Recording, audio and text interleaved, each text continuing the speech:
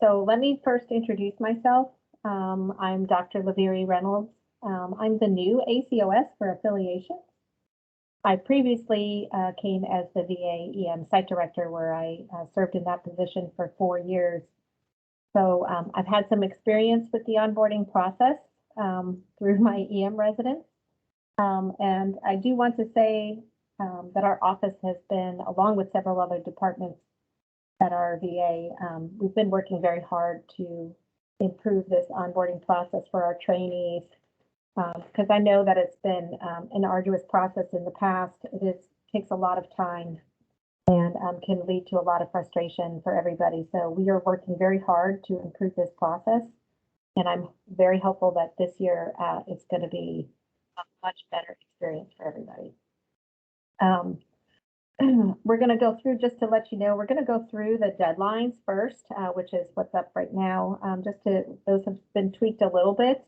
And then we will go through each form that's in the packet that we'll be sending to the trainees, just so that you also have some familiarity with it in case they request any further information from you, or at least you've seen the forms. You'll know we're going to go through some of the areas where things are infrequent or very frequently filled out incorrectly as well, just to give you a heads up to that. If you have any questions during the meeting with each form, please feel free to ask. We'll try to do what we can to make sure all questions are answered. Some of this will be familiar, some things will be new.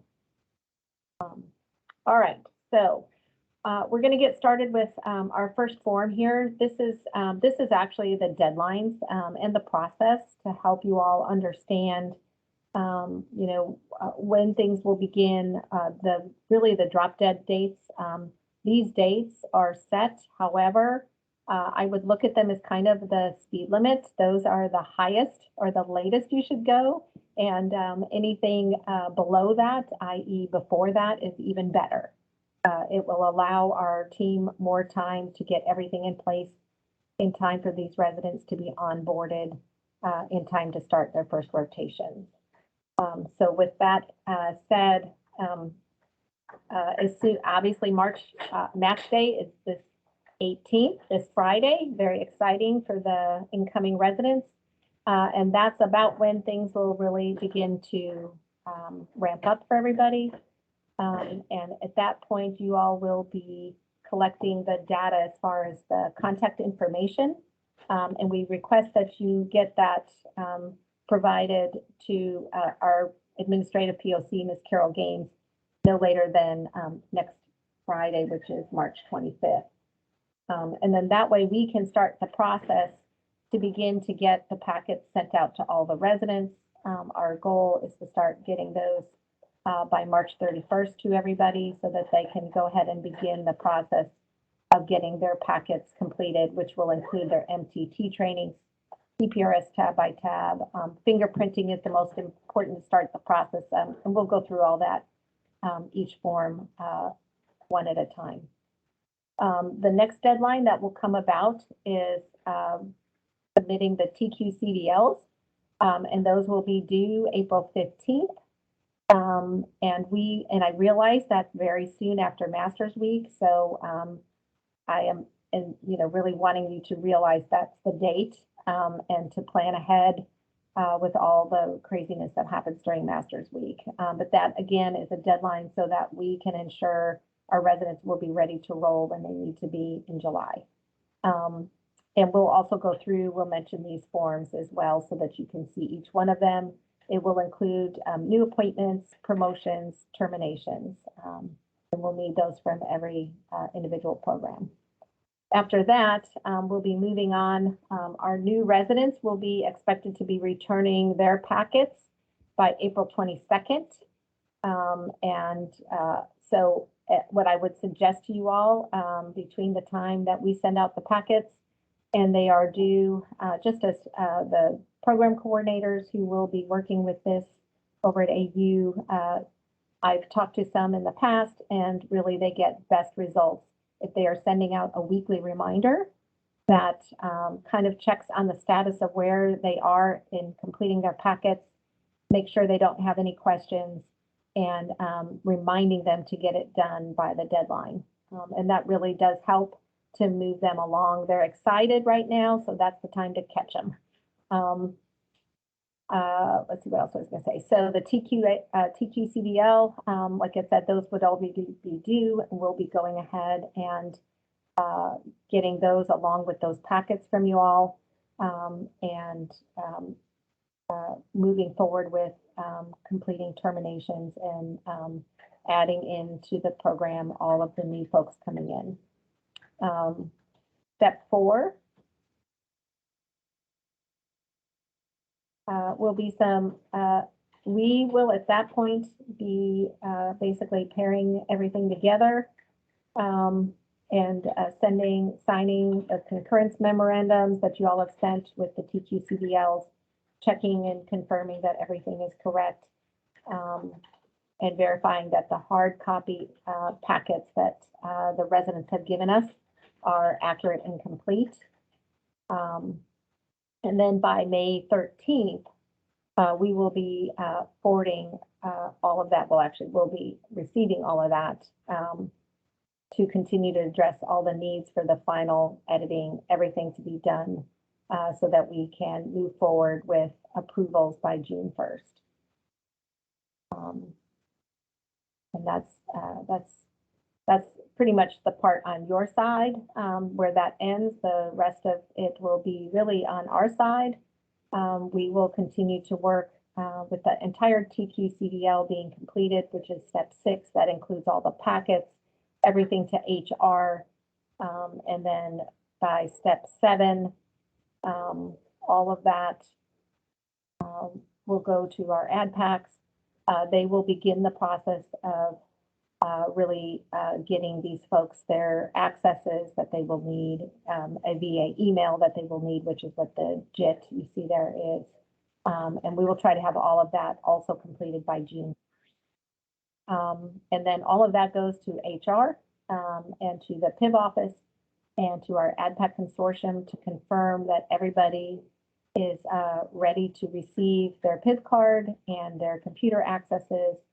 And then just the final step is new this year, and we're asking that the AUGME will submit their approved resident fellow advancements, just to confirm that those people who have been here have been successful in completing their previous year, and they are ready and able to move up in the promotion that was documented in the TQCDL. Are there any questions about this to start? No. Connie, this is Dr. Morris. Yes. Okay, having been involved in this as long as you have, what are you going to do with those medical students, soon to be learners at the residency level, who are behind and getting their stuff in? I'm sorry, you cut out for a second. Who are being what? Who are consistently behind in getting their documentation in, to include those who have worked at other VAs and have PIVs, which really causes a problem when they get here and never turn their old PIV card in. So, so I'm not sure what we can do about them not turning their PIV card in unless they still have it, which most of them don't by the time they get here. What I can say is if they're coming from another VA, we have added a new form, which we'll go through in a minute. We've been working very hard to make sure we've included some stuff to help streamline this process. And one of those things we'll be asking if they have been at another VA, where they were at. And then on the VA side, we are pulling together, we've almost finalized a flow chart to also bring forth the point at which those emails from the other VA that they're coming from be transferred here so that it doesn't slow down the process. Have I answered that completely for you? Yeah, that we'll just see how that works out this year. Okay. But it always hurts the PSA who who's trying to get them their new PIBs, their codes and everything, and they were at another VA and they didn't get discontinued at the previous VA. Yes, sir. That has been identified and is it early in the VA side of the process. Mhm. And that's why there was an additional form added that included some stuff to allow that to happen very early and be identified very early in the process. Okay, thank you. Okay, you're welcome. Any other questions? Okay. Then what I'm going to do, this is the beginning of the packet that is being sent to our residents within the coming week and a half. And so it's a checklist, and I'm going to go through each of these individually, just because I feel like some of them require a little bit more attention, and some we can just kind of say, well, here is the form. It's pretty straightforward. They just sign it, and we'll go through each one of those. But Latanya, if you can click on the fingerprint instructions.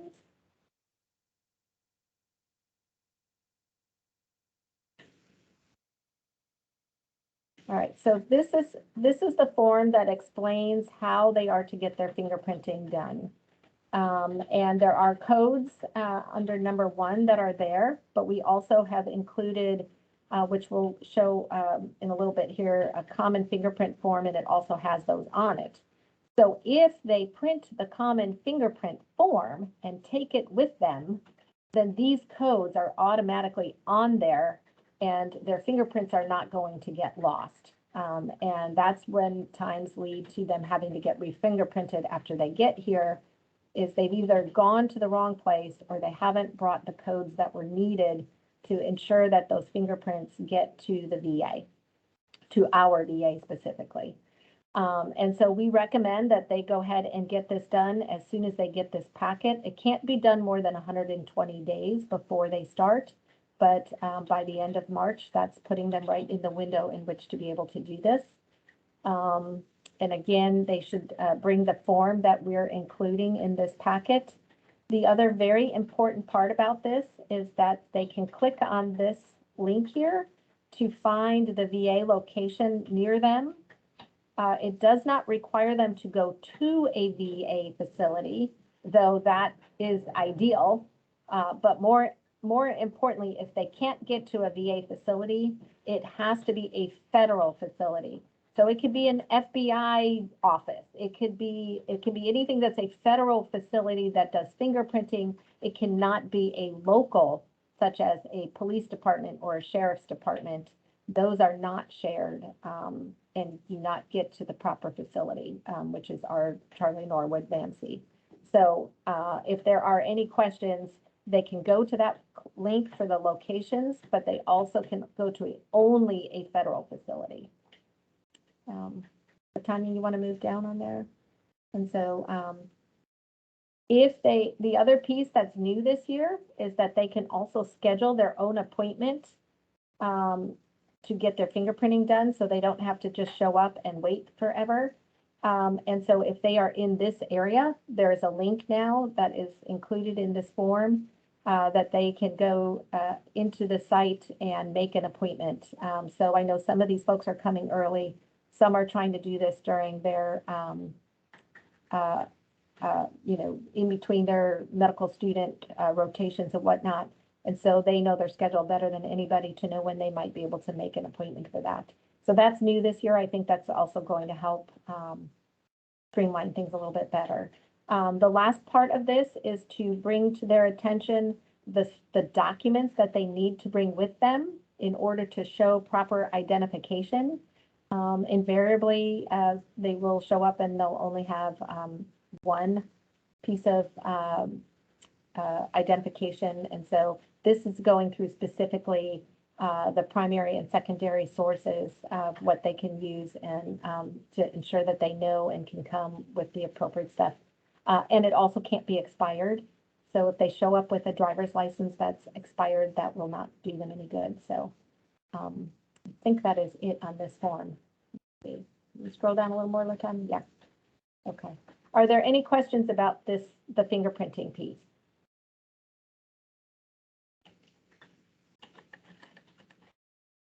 Hi, this is Derek, Specialty Cares AdPac. On Yes. number 4, Doc, you have contact the AdPacs. In that process, we wouldn't have any information to give them. As So far as it will for probably, fingerprinting, yeah, it'll probably be best to have them contact PIV because the AdPacs, the local AdPacs are the, especially AdPacs wouldn't know. okay, So I wouldn't okay, I wouldn't have no information to give them. Just something to throw out there. okay, okay. Thank you. And does it say to, I don't remember where, I thought it was saying to See, it contact. say contact your department AdPac. We wouldn't, at that point in Right. time, we wouldn't know. Okay, thank you for letting us know that, Mr. Wright. We will make sure we can correct that as well. All right, thanks, Doc. Thank you. All right, any other questions about fingerprinting? Okay.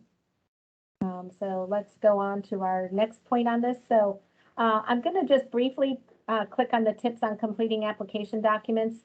There is one piece on here specifically that I want to draw your attention to. And so first of all, on the walk appointment letter, make sure that they are filling in the end of their graduation completion, not of the year that they're starting. So that's important there. Also, when it comes to the form, the 10285 OD that they have up there, dash OD, there is a section where they ask for the name, and I want you to be aware, it says last name, first name, middle name. Now, I know that sounds like that's just too obvious, but the other forms, some of the other forms requested in a different sequence. And so to bring to their attention that in each of the individual forms, they really have to read the form and make sure that they're putting their name in the correct sequence, because they will read the first form and then they just kind of follow through with the rest of the forms in the same sequence, and then the other forms are all incorrect. So I just want you to be aware of that. Also on this form, and we'll pull up the form here in a second. There's a couple of other things related to that, along with some of the other forms that will be getting signed off by y'all that will be important to recognize there's a congruence that needs to be noted.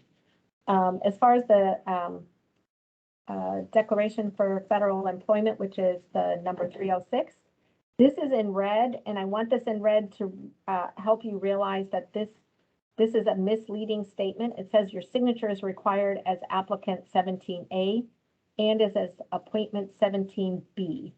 That is correct that they will be signing on both those lines, but they will only be signing 17A when they fill out the application. As the appointee, they will be signing that after they have gone to HR. HR has sworn them in, and the signature that they put onto 17B is to show that there has been no change since they first put the application in and then were being sworn in. So they do not sign 17B when they first fill out this form. So that's why that's in red, and it is misleading. So I wanted everybody to be aware of that. And then as far as appointment affidavits, this one's pretty self-explanatory, but just the appointed date is July 1st of 2022. And of course, the placement they're going to put is the CN Band C. And then they put their signature is required as the appointee. So that may throw them off because on the Declaration of Federal Employment, they don't sign the appointee signature until they're sworn in, but on the appointment affidavit, they will sign it there. And then the sponsor request form, what I will say about that is just for them to please print clearly. We tend to have sometimes people's print, if they're using a hand print, is not very easy to read. If they don't have a DEA or a license, they just need to leave it blank. They don't have to put an NA, they don't have to put anything else, just leave it blank. Any questions? We're going to go into the details of each of these forms here. Okay, that was just some tips that kind of came about. So if we can go back to the main form, LaTanya. All right. And we're going to pull up the Declaration of Federal Employment, OF-306. And again, as compared to the other one, the 102850D, this one requests the name be in a different sequence. So this one requires that they have a first, middle, last name. And so again, it's just to bring to attention some of the things that the trainees often fill in incorrectly.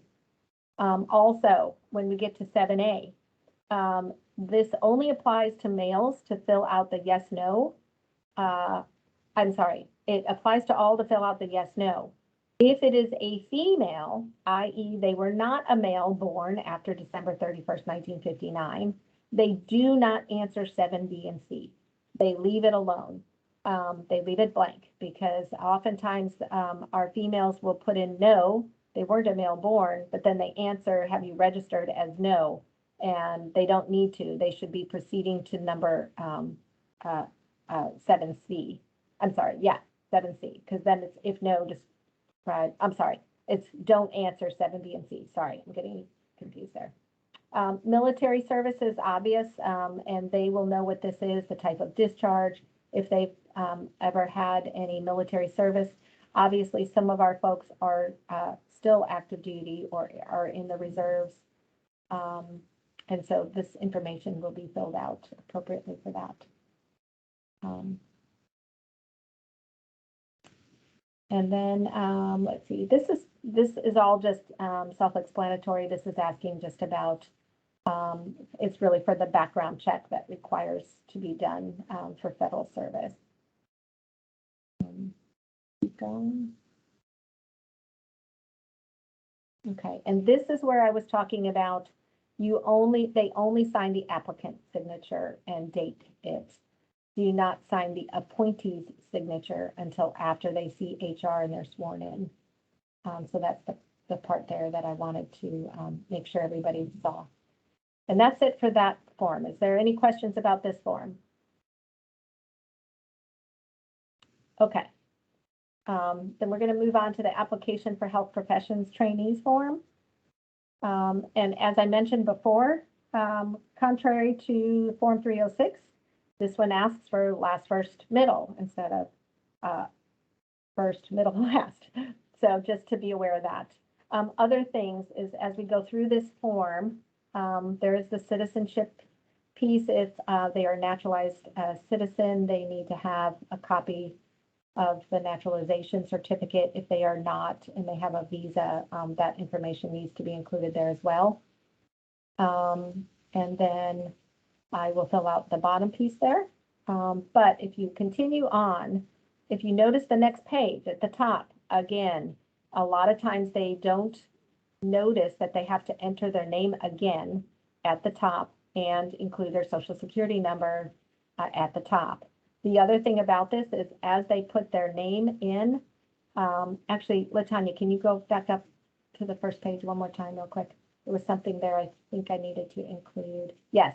So there is the name, which is number 1A, and then 1B has other names used. For the purposes of formality and consistency, we ask that they use the name in 1A as what they fill out at the top of each of the following pages. They've had some where they've used the other name, so they're kind of bouncing back and forth between the two names, and just to be consistent, whatever they put in 1A is what I would ask that they fill out at the top of each of the next pages. Okay, so we'll go back to that next page. Licenses here, I do want to just comment real quickly about this. A lot of our trainees come in having had other licenses. They were a previous nurse, or they were a pharmacist. They may have licenses that are both either current to what they're doing, or like example, some of our military people will have already had a medical license after their first year, and then they're starting a residency as an R2 or a PGY2. So it is important that they include these licenses here. If they are included on this form, I will get to this in a minute also when we discuss the memo for TQCVL, but there is a statement there that says that the program coordinator has, the program director has reviewed all of the HPT criteria and has checked the boxes of anything that is applicable. If they have included licenses here, you need to check the box that says you have reviewed and confirmed their licenses. A lot of times we get the TQCVLs and the memo does not have anything checked for that, but the trainees have licenses mentioned in this form. Okay, keep going. I think just the rest of this is pretty self-explanatory.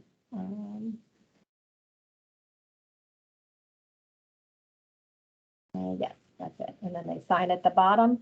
Sign their signature name that is congruent with the rest of the names that they have included on this form as their primary 1A name. Okay, are there any questions about this form? The others, I promise, will go a lot quicker. Okay. All right, the employee education data form.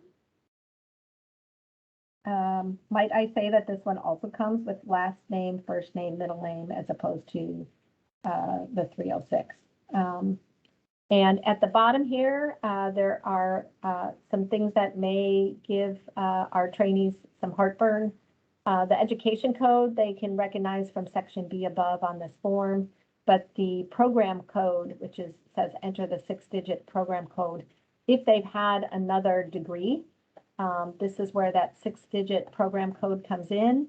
And if there's somebody from HR on, I would like for them to comment. There is a supplement, as you can see on the form. It says there's a supplement they can access to get the 6-digit program code. And is there anybody from HR on this? No? Okay. What we are working on is to either have that form attached or have a link for them to be able to look up the program. Dr. Lavari, Yes. I believe that's the form they said we can remove from the packet. Oh, that's the form. Oh, Mhm. okay. Well, then that would even be better if it's one less form that our trainees have to go through. It's perfect. Okay, so forget that form. The random drug testing acknowledgement just is a memorandum that they read to identify that they are and can be randomly tested. But this is just to inform them that as working in a federal facility, it is mandated authorization to be spontaneously drug tested. Any questions for that? Okay. The common fingerprint form. This is the form that I was just mentioning, that if they print this and bring it with them, when they go to get fingerprinted, it has at the top the codes, as you can see in red, so that their fingerprints get sent to the Charlie Norwood VA for processing. If they don't bring this form, they have to at least have those codes, but this form makes things a lot quicker and easier when they get to the fingerprinting, because they'll have to fill this out when they get there if they don't, and they won't have the codes. So this is just to help them, along with the fact that it identifies them as a health professions trainee and not an actual VA employee per se. Are there any questions about this one? It does ask here, oh, that's right, that's the other piece. It does ask here if you have received a VA PIV type badge previously, and if yes, where? And although it is on this form and they will fill it out, we actually have a separate form that will alert our ad packs right away to this issue as well. But the PIV office needs to know that, and then we'll also need to know that on another form. No questions? Okay. Computer access request. This is the form that our ad packs will get. This is where the information that we have identified that our ad packs need to start the process moving quickly. And they will retain a copy of this so that if our trainees are disusered at a later date, our ad packs can pull up this information and go straight to where they need to go to find out what the problem is. So the important pieces here are there's an end date. Where is that? I think it's further down on the form, Tanya. So there it was, yeah. So program end date. It's important for them to identify when they are expected to complete, i.e. graduate from the program. That is not the end of this year, i.e. 2023. That is when they are anticipated. That will help us to ensure that all across the process, everybody's termination date is at the end of graduation or 3 years. So those who have a four or 5 year program, they will have to have reissuance after 3 years. But at least most of our programs that are 3 years will get through with only one time through this process. And that allows us to make sure that that date is put in correctly and not a year out as it used to be. I also advise them to use an email address that is not the school email address that they are at presently when they fill this out, i.e. their medical school. Almost all of them have a secondary email, a Gmail, a Hotmail, a Yahoo, whatever.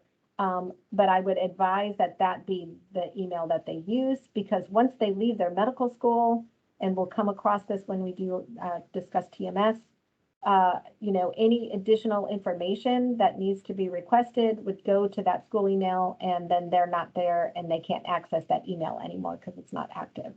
So I do advise that to be a personal email, not a school email address, from the purposes of when they're filling this out at their medical school. Okay.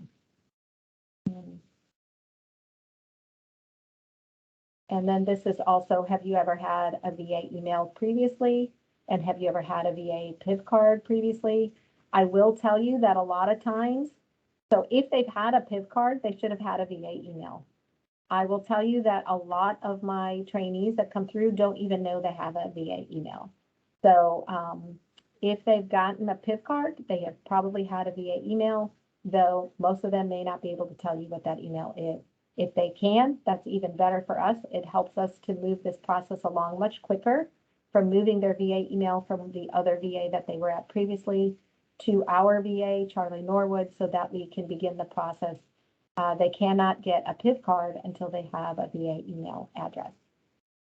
Okay, and then obviously most of them will not have a DA number, but certainly our fellows might, and even some of our folks who might have done another residency might. So if they have an NPI or a DEA number, they need to include that here as well. Are there any questions about this form? I know it's new, but it is what we've identified are the most important pieces of information for our ADPACs to have so that they can move this process along as quickly as possible.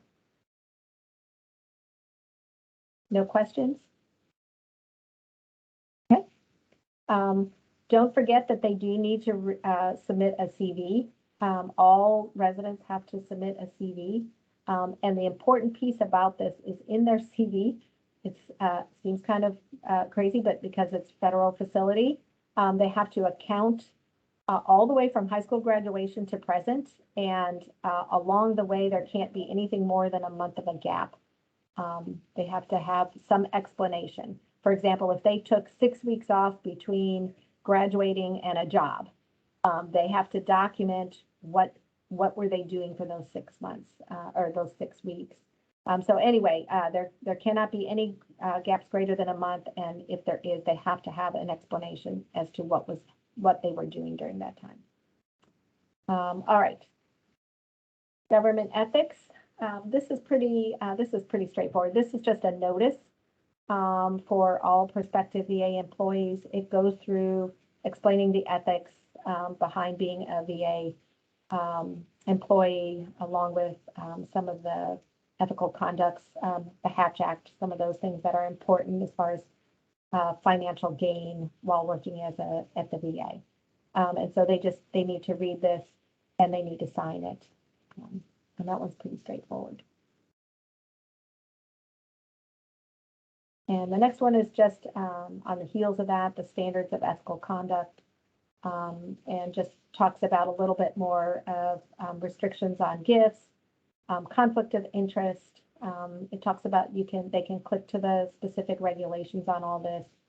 And again, it's just another portion of the ethics of working at a federal facility, and the standards that go with that. And they also sign this one as well and date it.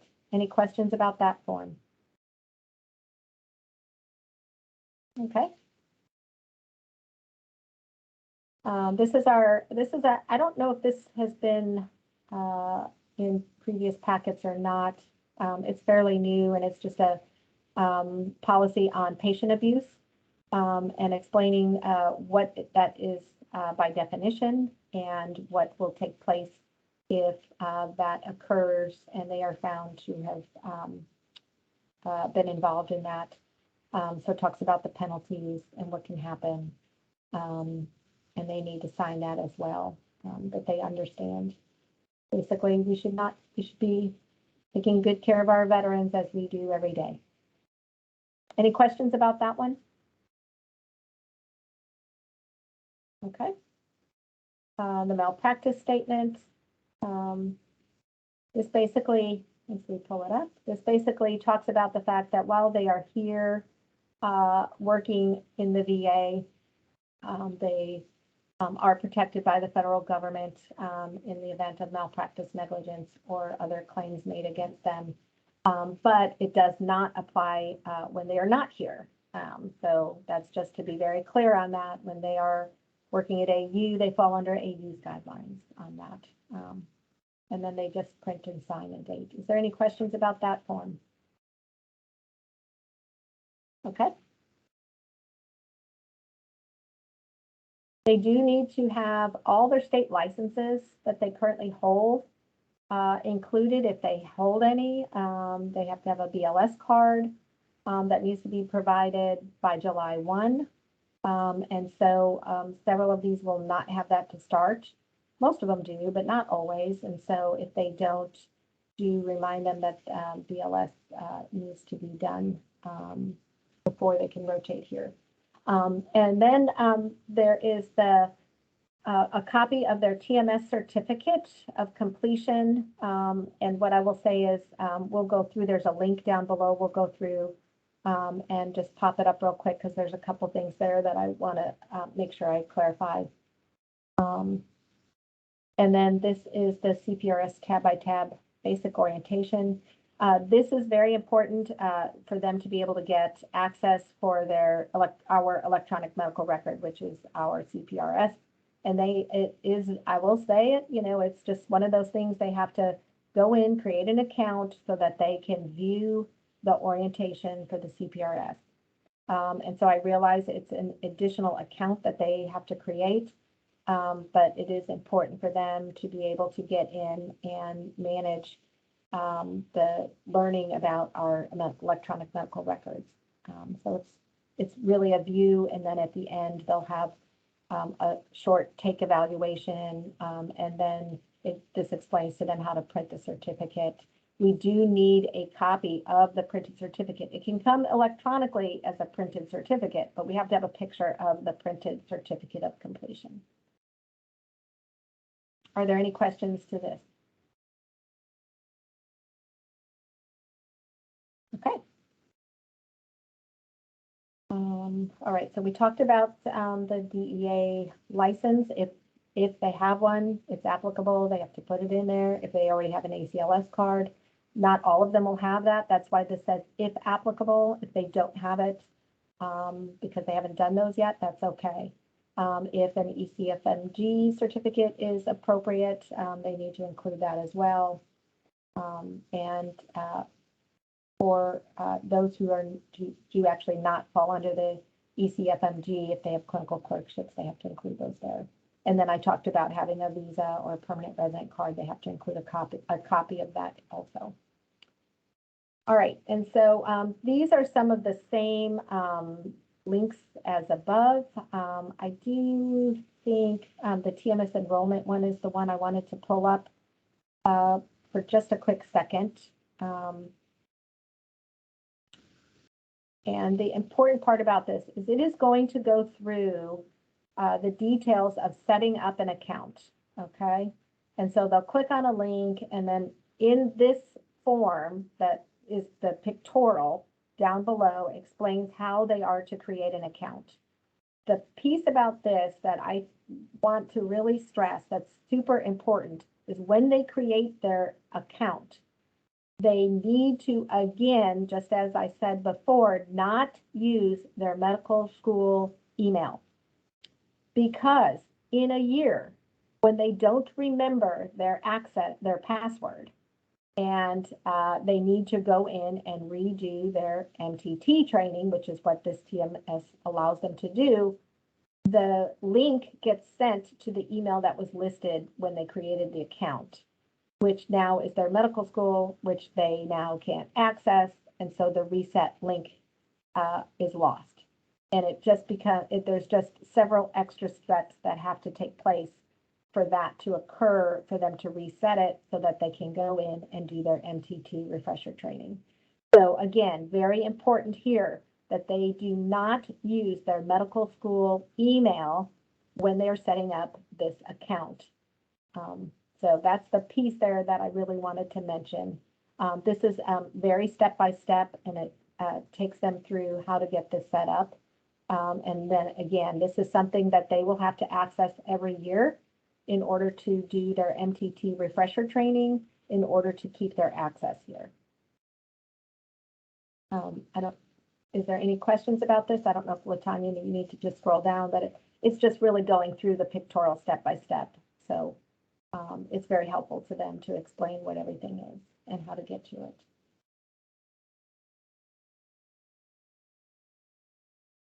Okay, any questions about that?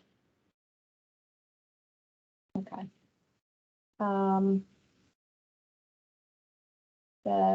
We already did the CPRS tab by tab. And then included here are PDF files for contacts of our directors, our site directors, which are here. This allows our trainees, if they have any questions or issues, they have a VA contact here as the site director.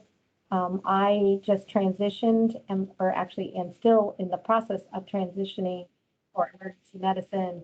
The Dr. Kimple will be taking over for me, and so that is the new name on the form, although I will still be available as well.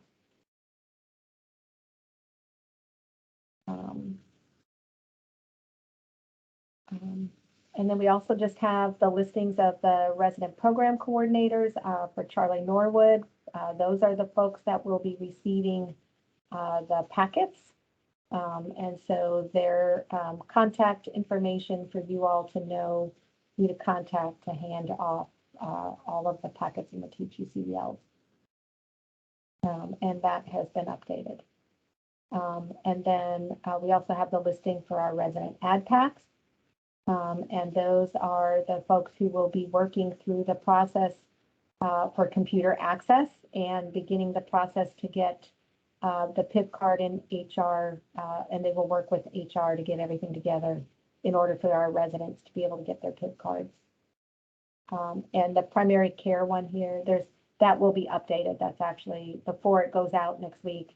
We've had a few last minute changes on our ad packs, and those are going to be updated. And then we just included, it's a long handbook. I don't think we need to open it, but it is a VA employee handbook.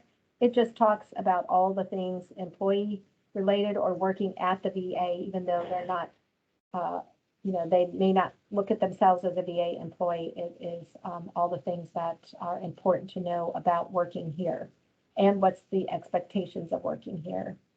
And then lastly, there's the employee responsibilities and conduct. And it is, again, just another policy that explains the responsibilities of working here and the type of conduct that we expect of all our employees. So that's the packet. That's everything. It does take them some time to get through it, so that you are aware. That's why I suggest that you keep asking them every week for the status on that. Just so that you're aware of that, where they are in their process and they have somebody nudging them along. The other thing I would say just about that packet, just from being an EM program site director, And I know that not everybody does this, but it has worked very well. We have had great success in onboarding our residents pretty smoothly in the last few years that I've taken over as site director. But I will say that that all is because of the AUEM program coordinator who has been really the person who's been the collection of everything. And so what they have done is once they've gotten the packets, they have looked through all of it to make sure that everything is complete, everything is consistent, and that it has all been filled out. And then when all of that packet is done and all the packets pulled together, they hand them off with the TQCVLs very complete and ready to roll. And we don't have to be going back and forth between the residents to make sure this wasn't done. Can you fill this out? You didn't check this box. We need you to check the box. And so although we don't require that you as the program coordinator go through all of this, I would tell you that it's been very successful in the programs that have done it as the first line stop to looking it all over and making sure everything is ready to roll. And that really saves our trainees a lot of frustration, time, and delay through the process. So that's just coming from the EM side where I worked so recently and know that it has done such a great job of being successful.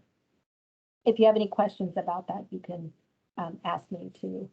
Okay, and then we're going to go through just the memos and the letters that are associated with our TQCVLs. So this is the one for Augustine University, and basically this is the form that the program director will sign. So you have to include the name of the program and the program director, and that they certify that they each of the trainees on the attached list have met all of those requirements. And so that's where you will be ensuring that they have their vaccines and all of the things related to that are expected here. Along the way here, this other piece here, I certify that every HPT on the attached list has met all admission criteria. And if you notice, this is the one that I was kind of alluding to, where if they mention or document any licenses in their packet, that they need, that this certification through the state licensing board and or national and state certification bodies has been checked. Or if they do have a DEA number or an NPI number, that those boxes are checked. We've had a lot of these letters coming back and none of those are checked, even though in the packet, some of those things are included. So just be aware of that, that if those things are in the packet of any of the HPTs, because this goes for all of them, if any of those have it, then you have to check those things. Okay. And then again, we also have to have a copy of their selective service registration. And so that needs to be also included if they were a male, obviously, in the time frame in which they would be required to register for that. And then if they are an ECFMG, that certificate as well. And if they have any licenses, they need to also have that as well as if they have been screened against it, or they will, that you guys have screened them against the National Practitioner Data Bank if they have any licenses. All right, and then I think that's it. And then once that's signed off by the program director, it will land on my desk for me to review also and sign off. Any questions on that letter? Okay.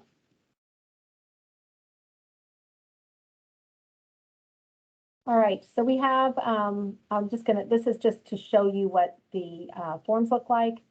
So obviously there's a TQCVL that needs to correspond to all of the trainees that will be in your program rotating at the VA. They are kind of identified out of 3 different groups. The first group is the new group. So that is the ones that are coming in that have not been at this VA before. that may also include, if I remember right, if they're transitioning to your program from another program at AU. Then I think Latanya or Kim can, or maybe even Carol can tell me if they go on the new form. I think they go on the new form. Is that right? Because they're new to that program. Yes, that's correct. Okay, because we had that question come up last year. And so realize that if they're coming, say, from internal medicine and now they're moving to neurology, they would go on the new form, even though they were already at AU at a previous program. All right, so that's, and then all the information gets filled out here as expected, their PGY year, et cetera. Okay. And then the next TQ-CDL form is for the promotions. So those are the ones that have already been in your program and are moving up a year, as hopefully all of them do. And so this is to show your, if you want to call it the upper classmen of your program, this is where all of their information would be included. Any questions about these two forms? No? Okay. You should be, am I missing something, Latanya, that you're trying to show me? Okay, I thought not. Okay, and then we get to the terminations. And so this is the memorandum form that shows that you have reviewed the attached TQ-CDL and the terminations memo was received, and that you concur with this. So these are the folks that are graduating and will be leaving the program. And whether or not they're staying and becoming a fellow doesn't matter. They are graduating from your program. And so this gets filled out with their information that this is the terminations. So any questions about this? No? Okay. I think there's one more form, right, Latanya? This is it. Oh, that's it. Okay. All right. So we have 5 minutes for any last minute questions. I know it was a lot, and we went through it in miraculous time. Are there any questions that anybody has as far as anything to the process or the forms? Connie, this is Tom Hartney. Can I Yeah. make a comment? Absolutely, please. I just want to thank you for going through all this. It's, as you said, it's a lot, but well organized. I don't know if I heard you mention the thought about the AU programs trying to stratify their oncoming trainees from who's here local versus who's coming from out of state or out of town, because it certainly would be more accessible to get the local people through all this process early since they're here, and then it's going to reduce the amount of last minute actions that need to be done from the out-of-state people when they come in the week or two before the start date. Yes, I did not mention that. That's a very good point. So those who are arriving early or already here as students, I would encourage you all to nudge them towards the process of fingerprinting and getting moving as quickly as possible. Yeah. Any other thoughts, comments, or questions? Dr. LaVerry, Dr. LaVerry? Go ahead, Carol. There are actually some questions in the chat box if you Oh. can open up or someone wants to Okay. look at those. Let me see if I can open that up. Okay. So the first one I see is the vapiv.com address does not appear to be valid when she tested it yesterday. I thought when we tested it today, it worked. Am I correct on that? Was I? I think there's another address that we need to insert in that document. Okay. This is the link I was assuming to. I'm trying to figure out which, right there. That link does work. It's Yeah. the one, it's the one in the instructions. Oh, Checklist. okay, okay, all right. So we'll make sure that that one is corrected, but the one that is on this form, that link is the one I know that, yeah, I had checked it too, so, okay, thank you for that question.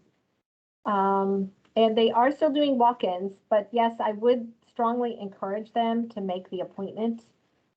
Because depending on the day or the time, they could be sitting there for quite a while.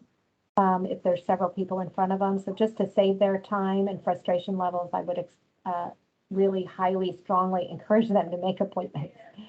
All right, there's another chat here. I have a PGY3 resident that will be doing her surgery rotation in July because she missed it this past July. Do I bring her in as new? PGY3 resident that will be doing. So has she, I guess my question would be, has she rotated at the VA before? Is she new to your program? And Ms. Hannah, are you on here that you can?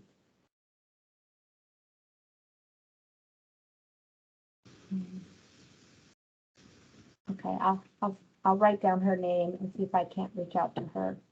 And then the forms are not, it's my understanding, they're not MacBook friendly. Is that correct, guys? We have tried them on personal computers, Mhm. but I don't personally own a Mac. Does anybody else, Latanya or Carol or Kim tried to open it on a MacBook? Okay, No, I have not.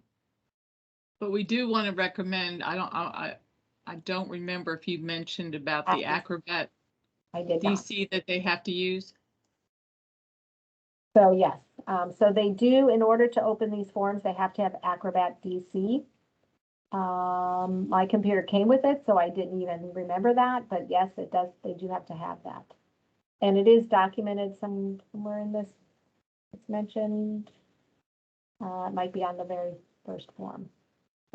Okay, and then another question here says, I have an incoming resident who completed her internal medicine intern year at AU. She left and will be coming back. Do I put her as a transfer? So, Carol, you may want to answer that question. I believe she will be new, correct? Or is she promotion? I actually don't know that question. We'll have to get back to her. Since she's Sure. already been here, did she complete all her requirements to be promoted to the next year?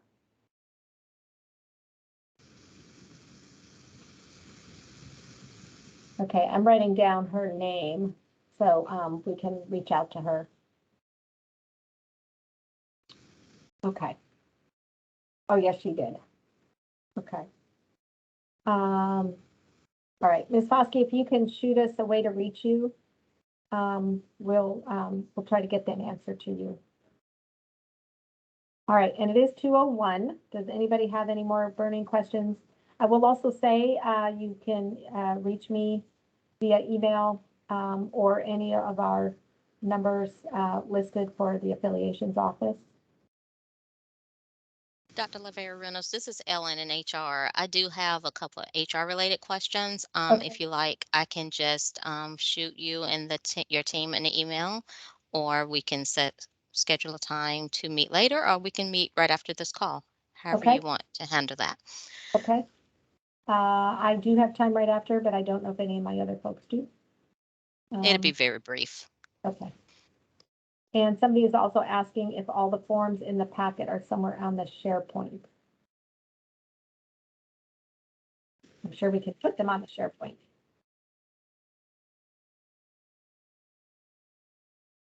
We will make sure that happens. They're using the Leaf portal, right? I mean, Oh, that- that's right. is that where the forms will be as well? Are they on the Leaf portal, or is that just where the documents are going to be placed? That's where the documents is going to be placed. Okay. Yeah, I forgot it about the leaf. Yep. Okay. All right, any last questions? Okay, I appreciate y'all taking the time. Again, we are here to help, so please feel free to reach out to us. And we really look forward to having new trainees next year, and we've enjoyed having the ones we have every year, so we appreciate all of the hard work you guys put in to getting them here. All right, well, very good. Y'all have a good afternoon. Thank you for coming.